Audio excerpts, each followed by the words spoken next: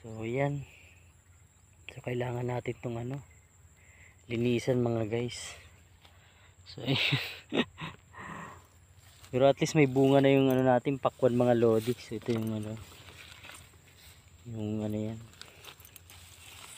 Yan, ito pa. Meron pang bunga na pakwan.